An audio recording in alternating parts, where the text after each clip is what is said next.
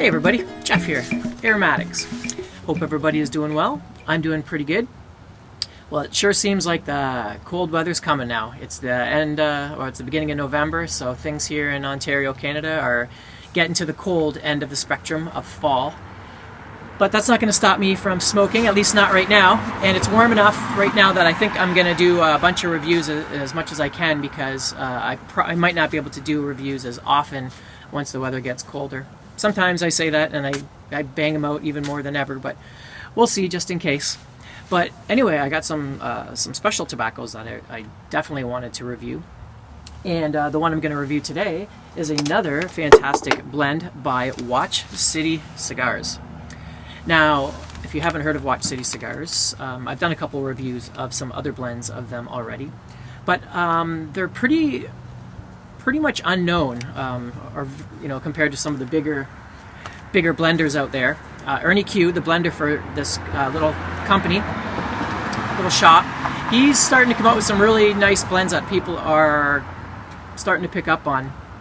And speaking of that, he just came out with a Red Virginia Perique blend called Rouge à Rouge, and it sold out in like right away, a couple hours I think, because I even was looking for it and it wasn't up yet, and then later on that day I went to check and it was up and gone. So I really wanted to try that out. But I do have a couple of his other blends that are fantastic, and one today is the Watch City Slices. Now, Watch City Slices is basically a burley flake, but it also contains, or I should say, a crumble cake, which I'll show you a video of right here. It's got some really nice browns and reds and all different colors in there. So what you're seeing is some burley, of course, and then you're getting some dark fired and Virginia as well. And then it's got a rum topping. Now that interests me, a rum topping on a codger style of flake. I didn't know how that would mix. So, well, first of all, let's get a smell and tell you what I'm smelling. Open up the bag here. Hands are getting cold. So smell-wise, it's kind of hard to smell in the cold. Pretty nondescript right now, but you're getting that rum, kind of an alcohol-y rum smell, very light. Rum and tobacco kind of reminds me, like it gives me almost a grape or wine type of smell.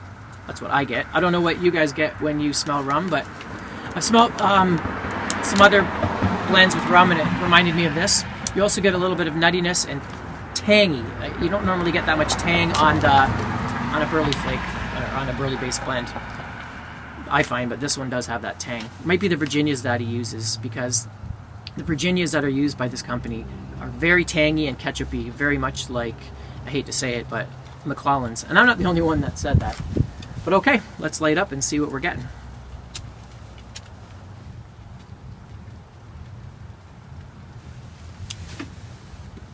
Smoking in my homemade Author.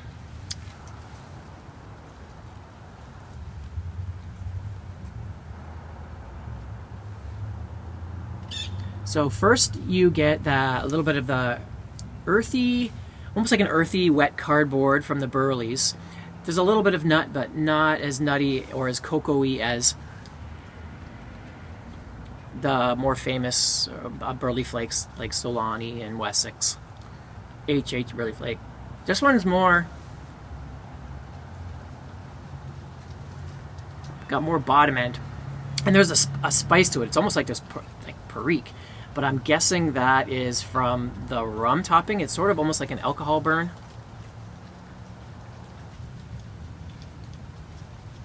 And the tangy Virginias.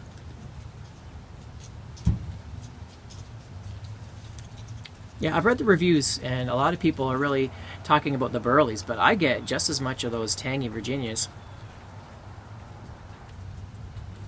And just when it's getting strong and it's kind of getting a little bit harsh, you get a hit of that nutty burley, and it's like, some sweetness, some cocoa. It's a nice little,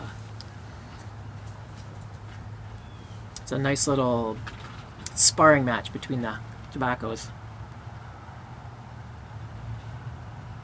Now the dark fired, it's not, to me it's not prominent, but that's the same as the burley. Every once in a while there's just a lot of strength there, I find, and then all of a sudden you'll get a nice smooth smoky sweet hit of that dark fired, and you're like, that's nice. It's like a sporadic complexity. For the most part, you're getting the, that kind of codgery, cocoa-y, earthy, burly, and on the other side you're getting almost like a Virginia Perique. Those Virginias and that rum gives you a spicy, tangy taste.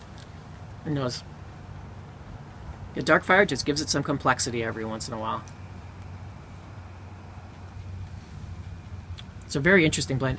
I like it strong the way it is, but I would really be excited to try this when it ages. I bet you once all that stuff mellows out, you're going to get a really creamy, smooth, earthy, nutty taste. I don't know what you'd get. I'm just curious. But as it is, I like a nice, strong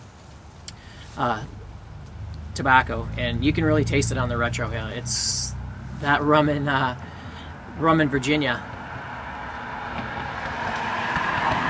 Don't let that scare you off. Most people don't get as much tang and as rum as I do. There's definitely that kind of burly, if you like, the ready rub, Edgeworth type of thing. You get that too, and it's nice because it really takes the edge off some of those the other side of the tobacco that's giving you that tanginess. Burns great, no tongue bite. I've been smoking this stuff like a chimney. I'm really happy about these Ernie Q tobaccos when it comes to tongue bite, because other blends in this category I can't smoke for very long without getting tongue fatigue, but not these ones. I'm really happy. So okay, hope you enjoyed my review, and I'll be doing a Old Dominion review right soon, one of their Virginia Periques, so look out for that. Hope you guys enjoyed my video, and I'll talk to you on my next one. Until then, Aromatics, signing out.